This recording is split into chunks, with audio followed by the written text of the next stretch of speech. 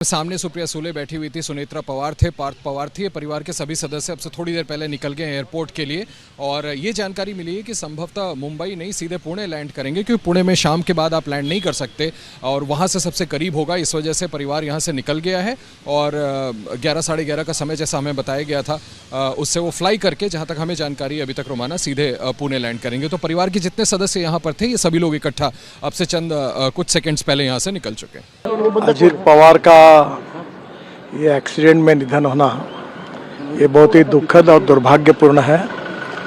पिछले 40 साल से महाराष्ट्र के राजनीति में मेरे बहुत घनिष्ठ मित्र रहे, उनके मेरे पारिवारिक संबंध रहे। बहुत कर्मठ, अच्छा प्रशासक और विकास की दृष्टि रखने वाले ऐसे वो नेता थे। उनके जाने से बहुत बड़ा नुकसान हुआ है। उनके परिवार को भी काफ़ी उनके ऊपर भी एक बड़ा हादसा हुआ है। मुझे लगता है कि भगवान उनको ये जो घटना हुई है इसका दुख सहन करने की ताकत दे। मैं व्यक्तिगत रूप से और पार्टी के तरफ से महाराष्ट्र के इस पुराने सहयोगियों को मैं श्रद्धांजलि अर्पित करता हूँ। भगवान उनके आत्मा को शांति दे, यही ईश्वर चरणों में प्रार्थना करता हूँ।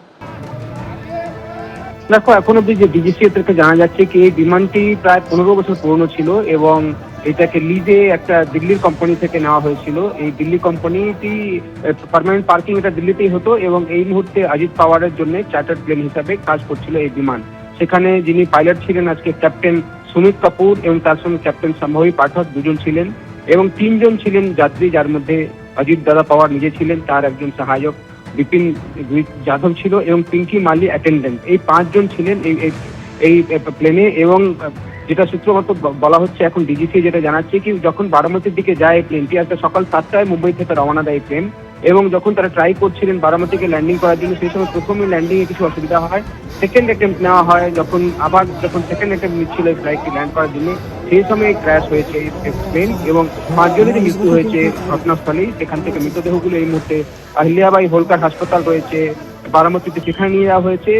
অজিত পাওয়ার একজন বড় নেতা এবং বিশেষ করে মারাঠা রাজনীতিতে শরদ পাওয়ারের পর সব থেকে বড় তিনি নেতা ছিলেন এবং এই মুহূর্তে এক জায়গায় আমরা দেখলাম ঘটনাস্থল যেখানে দুর্ঘটনা ঘটেছিল সেখানে প্রচুর ভিড়, মানুষ সেখানে কান্নায় ভেঙে পড়ছেন।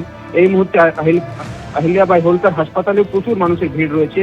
সুপ্রিয়া সুলে দিল্লিতে ছিলেন, কিছুক্ষণ আগে তিনি রওনা দিয়েছেন এয়ারপোর্টের জন্য, তিনি এখান থেকে ডাইরেক্ট পুনে যাবেন এবং তারপর তিনি বারামতি পৌঁছবেন। শরদ পাওয়ার এই মুহূর্তে মুম্বাইতেই রয়েছেন এবং পরিবারের কাছে কিন্তু একটা বড় ধাক্কা, কেন কি যখন এনসিপির দুটো ভাগ হয়ে গেছিল, মনে রাখতে হবে কিছুদিন যখন এই বিএনপির ইলেকশনের রেজাল্ট এসে তারপর থেকে দেখা যাচ্ছিল 2 শিবির কিন্তু কাছাকাছি আসছিল এবং ওই ধরনের কথা উঠছিল কি আবার শরদ পাওয়ারের 2 পার্টি হয়েছিল এনসিপিতে এক হয়ে যাবে, সেক্ষেত্রে নেতা কে হবে সেটা নিয়ে প্রশ্ন উঠছিল এবং সেখানে একটাই নেতা ছিলেন, সেটা ছিলেন অজিত দাদা পাওয়ার। আর তার কাছে শরদ পাওয়ারের পর তিনি নেতা হতেন এই ইউনাইটেড পার্টির। সুপ্রিয়া সুলের জন্য কোনো একটা ভূমিকা ভাবা হচ্ছিল, সেটা শরদ পাওয়ার ভাবছিলেন এবং যখন এই দুই ভাগ হওয়া দলটা আবার এক হচ্ছিল সেই সময় ঘটনা মারাঠা রাজনীতির জন্য বড় ক্ষতি হয়েছে এবং আমরা দেখতে পাচ্ছি দিল্লিতে প্রধানমন্ত্রী নরেন্দ্র মোদী কিছুক্ষণ আগে ফোন করেছিলেন মহারাষ্ট্র মুখ্যমন্ত্রী দেবেন্দ্র ফডনবিসকে, তিনি খোঁজ খবর নিয়েছেন বারামতির যে অ্যাক্সিডেন্ট হয়েছে সেক্ষেত্রে এখন পরিস্থিতি কি রয়েছে সেটা প্রধানমন্ত্রী কথা বলেছেন দেবেন্দ্র ফডনবিসের সঙ্গে, স্বরাষ্ট্রমন্ত্রী অমিত শাহ ফোনে কথা বলেছেন মহারাষ্ট্র মুখ্যমন্ত্রীর সঙ্গে এবং মহারাষ্ট্রের উপমুখ্যমন্ত্রী অজিত দাদা পাওয়ারের মৃত্যু কিন্তু তিনি আজকে যাচ্ছিলেন, একটা রাজনৈতিক কর্মসূচি ছিল বারামতিতে, কয়েকটা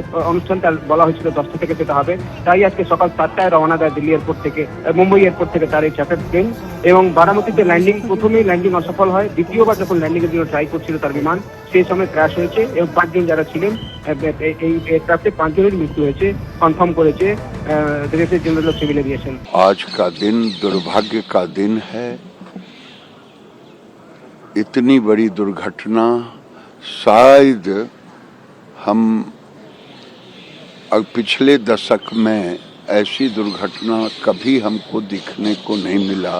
ये दिल को दहला देने वाली दुर्घटना है। भगवान करे उन सभी लोगों के परिवारों को शक्ति दें। इतनी बड़ी घटना, जो लोग उसमें सवार थे, ये बहुत बड़ी दुर्घटना है। केवल महाराष्ट्र सरकार के वो डिप्टी सीएम नहीं थे, बल्कि देश के एक जाने माने राजनेता थे। आज उनकी भरपाई शायद मुश्किल। एबीपी आनंद एगिए थाके एगिए राखे।